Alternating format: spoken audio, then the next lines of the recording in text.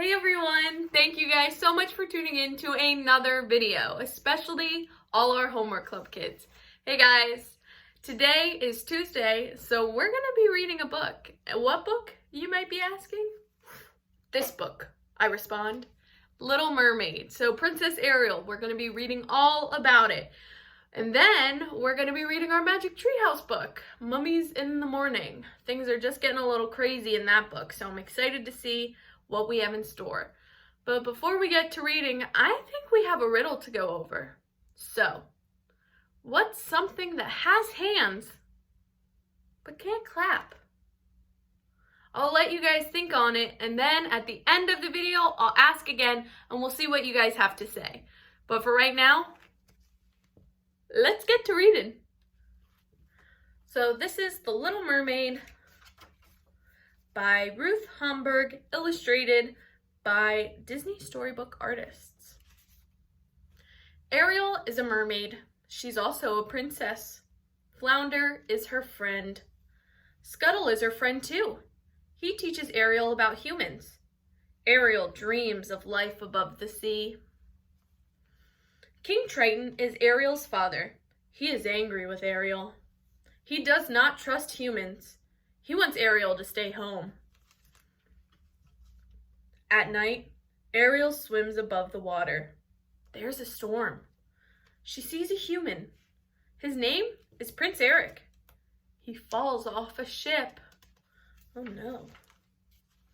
Ariel saves Eric. Ariel sings to Eric. She falls in love with him. Ursula is an evil witch. She takes Ariel's voice. She gives Ariel's legs. Ariel must kiss Eric. She has 3 days. If they don't kiss, she will lose her legs and her voice forever. Oh no. Ariel is a human.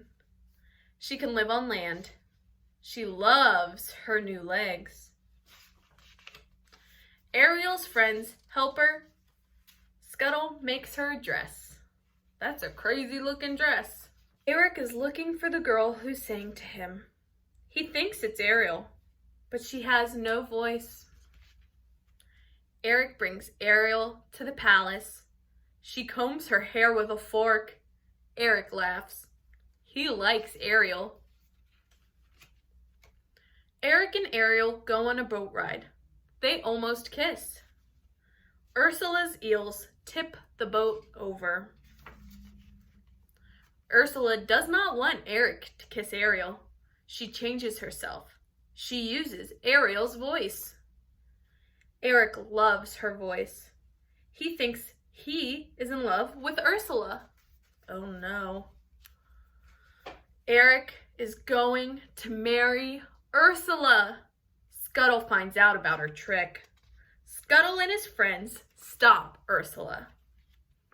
Ariel's voice is back. It is too late. She turns into a mermaid again. Ursula laughs. She turns into a huge monster.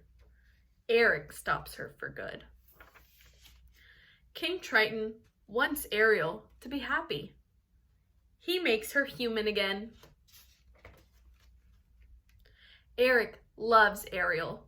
Now they can be together forever. Eric and Ariel live happily ever after. Aww. So that's it, guys. That is The Little Mermaid. And now that we have read our Little Mermaid, let's do our positive action or our positive tip of the day. Today's positive action is all about bullying. Now, what exactly is bullying? Bullying is when someone is really mean to someone else through actions or words in real life, but also online. Now, bullying doesn't make us feel good, right? It makes us feel sad. It doesn't make us feel proud of ourselves or good. No, it doesn't. It's not a good thing. It's not something that brings positivity and kindness. It's something that brings sadness and hurt. And we just talked about the golden rule. Is that how we want others to feel if we don't want to feel that way? No, we don't want to feel sad. We don't want to feel bad about ourselves. So why would we make someone else feel that way? And a different note, bullying can also happen to others. And if you see it happening, I really, really hope that you would take that opportunity to step in and say something. We just learned about empathy, and that is a perfect example of putting empathy into action. Standing up for someone and saying, hey, I wouldn't like it if you treated me that way. You wouldn't like it if you were treated that way. You need to be nicer and you need to apologize. And will it always go over well? No. Might you need to get help from an adult? Yes, but that's okay. It's taking those steps to make a situation better, holding people accountable for their actions and their words. And next time you see something happening that might be bullying, I hope you step in. And I sure as heck hope you're not bullying anyone else. Spread kindness like confetti. Give it out to everyone. Be kind, be kind, be kind to yourself and those around you. And now that we've talked about this, let's move on to our Mummies in the Morning book. If you guys last remember, we left off Mummies in the Morning where Jack and Annie had just deciphered the hieroglyphics for the Ghost Queen. And now they're on some new adventure. So let's see what happens. We're on chapter 7, The Scroll. Jack put the scepter and his notebook and pencil into his pack. He and Annie followed the Ghost Queen deeper into the pyramid until they came out to some stairs.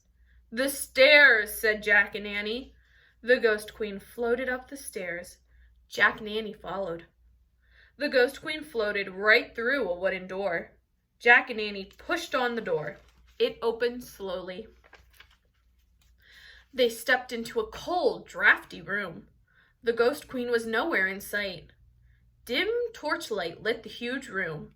It had a very high ceiling. On one side, there was a pile of tables, chairs, and musical instruments.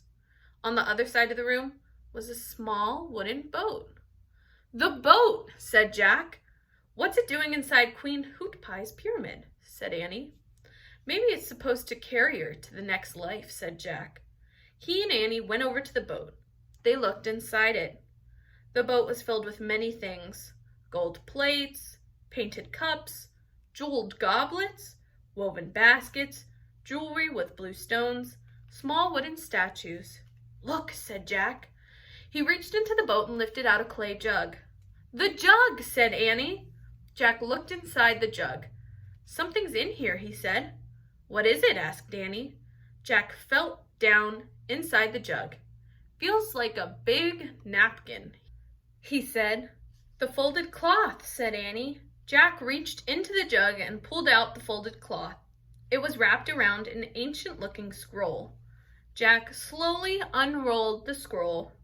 It was covered with wonderful hieroglyphics. The Book of the Dead, whispered Annie. We found it. We found her book. Oh, man. Jack traced his fingers over the scroll. It felt like very old paper. Queen Hootpie, called Annie. We have it. We found your Book of the Dead.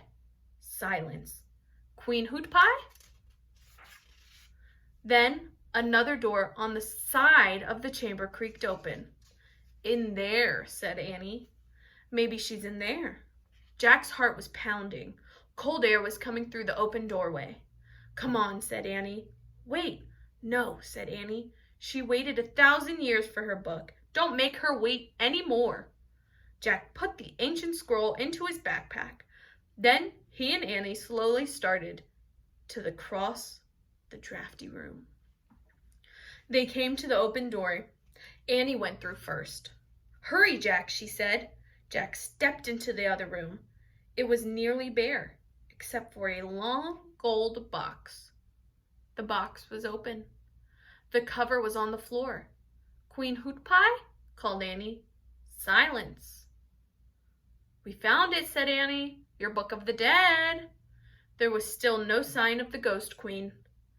The gold box glowed. Jack could barely breathe. Let's leave the scroll on the floor and go, he said. No, I think we should leave it in here, said Annie. She pointed to the gold box. No, said Jack. Don't be afraid, said Annie. Come on. Annie took Jack by the arm. They walked together across the room to the glowing gold box. They stopped in front of the box and peered inside. All right. We are done with chapter 7. We'll see what's inside the box on our next video when we read chapter 8. Until then, I'm very, very, very excited to see what happens because the next title of the next chapter is called The Mummy. So I think they're finally going to have their run-in with the scary, scary mummy. But before I say my goodbyes, I have a riddle that needs to be answered, and I think you guys have the answer. So what is something that has hands but can't clap? It's not a person, it's not me. What is it? It's a clock! Get it? Because the hands are going around the clock and they can't clap. It's a good one, I know. Well, thank you guys so much for sticking with me. I'll see you guys tomorrow. Thanks for watching.